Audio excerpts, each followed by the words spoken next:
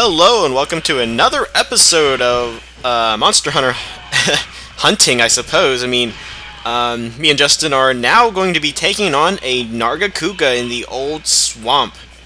So, let's go right into the tips and what I'm wearing right now. I'm wearing Narga X, so I'm using the armor of the creature we're about to kill, and I'm using the greatsword, the Gowrin Cleaver, which has attack power of 1,440, up to purple sharpness, I think.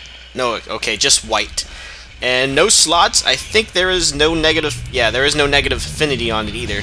Yeah, right here I'm just charge slashing an Aptonoth, right? Abstrus. Yeah, it's an Aptonoth. Just cause I can. There's no real reason to. But yeah, tip about this Nargacuga, it is weak to lightning, or thunder, and fire. And it's a very, very fast creature. So make sure you're always ready to run when need be, because, you know, it moves so quickly. Now, its tail can be cut, but it requires a fire element to at least put 1 point of damage on it to be able to cut it, and it can only be cut off while it is in rage mode. But while it's not in rage mode, you can just put in the damage needed to cut it, and then as soon as it hits rage mode again, you can just, you know, one tap with any slicing weapon and you will, you know, cut it off that way. Tips with traps. Pitfall traps work the best on Nargacuga when he is in rage mode. He or her, it doesn't matter. Basically all the monsters are genderless, except a few of them, so don't worry about it. But the reason is because for some reason when he is in rage mode, if you use a pitfall trap, he is stuck in there about 3 times longer. I think you have like, what was it, 20 seconds every time you know, you trap him in a pitfall and he's in rage mode. But shock traps work, you know, the same if he is in, you know, normal or rage mode, it doesn't matter. But pitfalls are more effective in while he is rage, so always save those. The thing is, usually you can fight him in the Great Forest, but this one is located in the old swamp where pitfalls are pretty much not able to be used in most areas. So you want to use shock traps here, which I forgot about that and actually brought 3 pitfall traps instead of you know, actually bringing 3 shock traps and 1 pitfall just in case.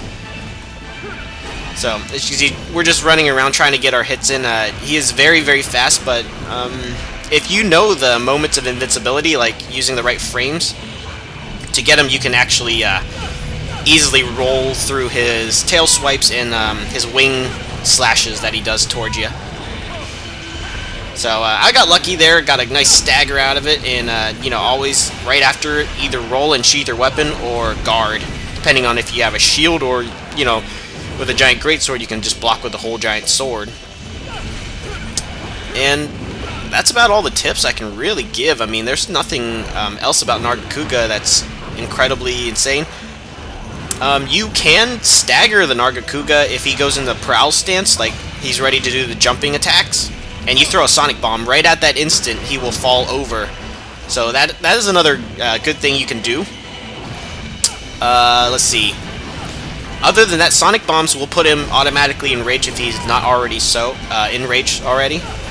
So that is a good way that if you lay the pitfall trap in, you know, he's not in rage mode, then you can throw a sonic bomb and throw him back into rage mode so that, you know, the pitfall trap actually works. So yeah, I forgot to mention that pitfall traps only work when he is in rage, because when he's not in rage, if he trips over the pitfall trap, he will jump out of it, you know, just back jump, and your pitfall trap's been used and no effect.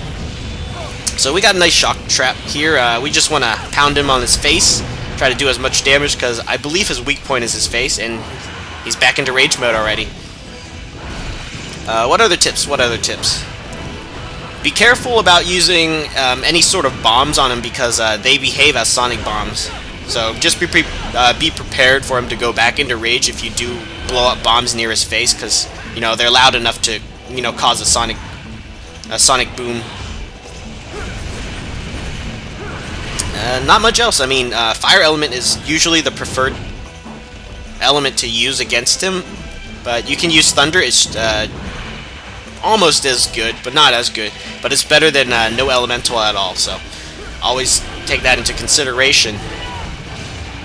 His roar is not that large anyway, so you can use regular earplugs if you want.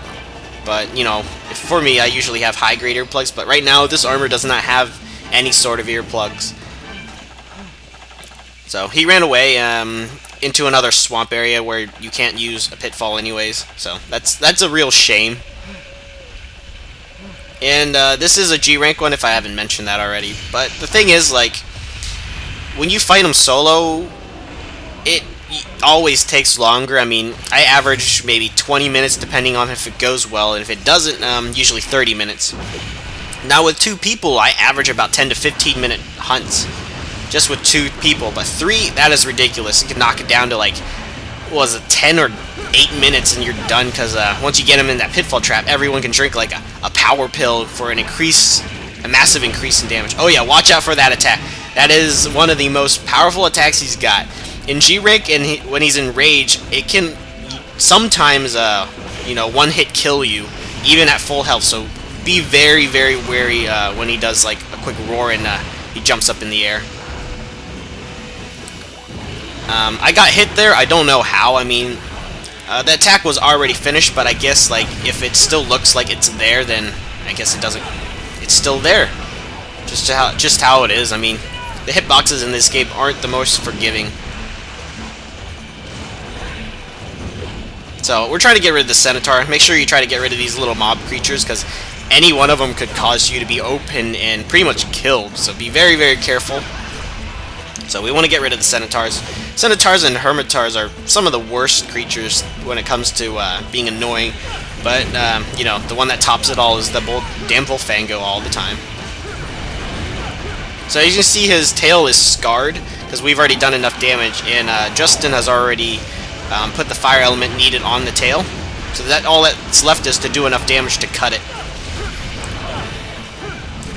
So I'm just trying to get as many hits in as possible. Great tactic to use with the great swords. So see, you can easily dodge through those.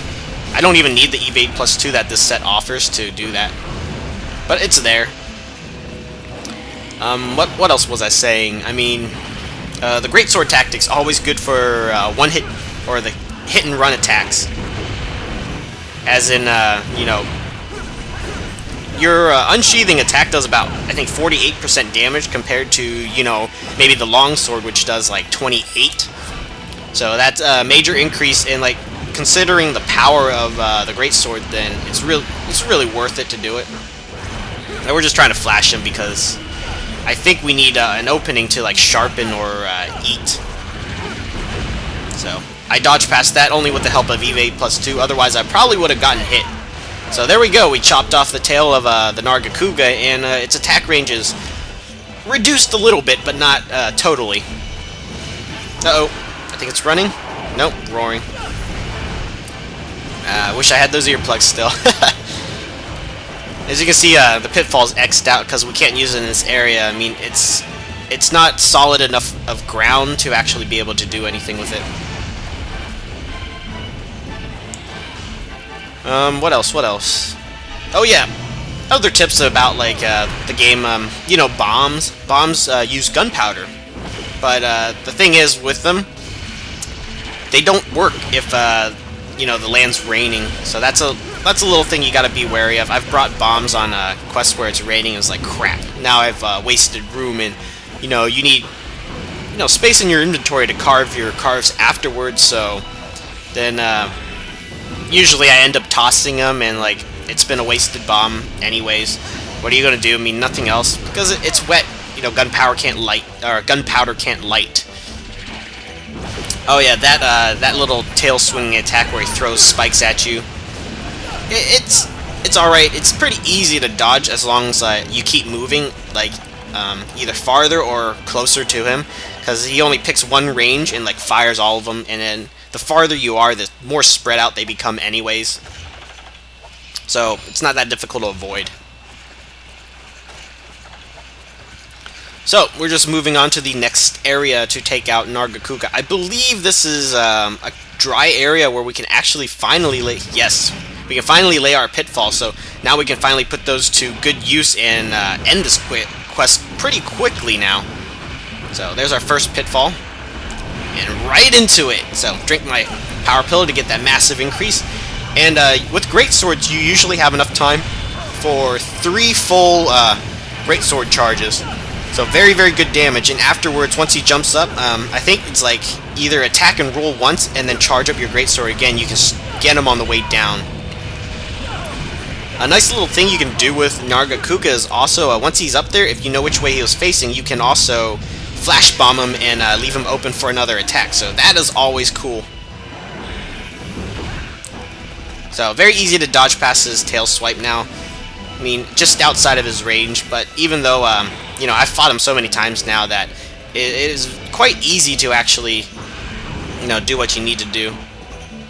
So right now, I think he's out of rage mode, so I need to throw another Sonic Bomb to put him back in so we don't waste this pitfall trap. So I should be doing that pretty soon, like right now. Come on. Came close a couple times, almost lost the pitfall trap. So get ready for another power pill time. So everyone stand. So after his roar, get ready. And here he comes. The perfect thing to do for him to do is to charge like that. So that way you can easily get him into the pitfall trap. So always good. I do the upswing, but it's faster to do the circle attack, which is the wide sweeping attack, and charge up again. I think I miss here. Yeah, just barely. Now he's up. I can charge up one more time and strike him once again. So he should be almost dead. I mean, well, how much is left in this video? About 2 minutes. He should be dead very, very soon. I mean, we still got plenty of pitfalls, and me and Justin are both laying them down now. Because we gotta, you know, make use of them while they're here. So I got that one pretty perfectly. Got him just as he turned around, which was awesome. And I think we do kill him in this trap, and sorry, Justin, that you wasted your pitfall trap over there. Oh well, it just happens. So there we go. There's what a dead Nargacuga looks like in a pitfall trap, halfway in the ground. So you know, mainly, you know, these G rank ones, even though like it's nice, like I rarely get strong cutting wings, so I'm very happy whenever I get those. They come to me rarely, but most of the time what you need for his weapons are those black Narga Pelt pluses, and you know, they are a little scarce. You know, you do get some of them sometimes, but most of the time you get like fangs and claws, not really what you need. Carve this moss swine out of sheer, you know, just because I wanted to. I mean, more items. Why not fill up the item box?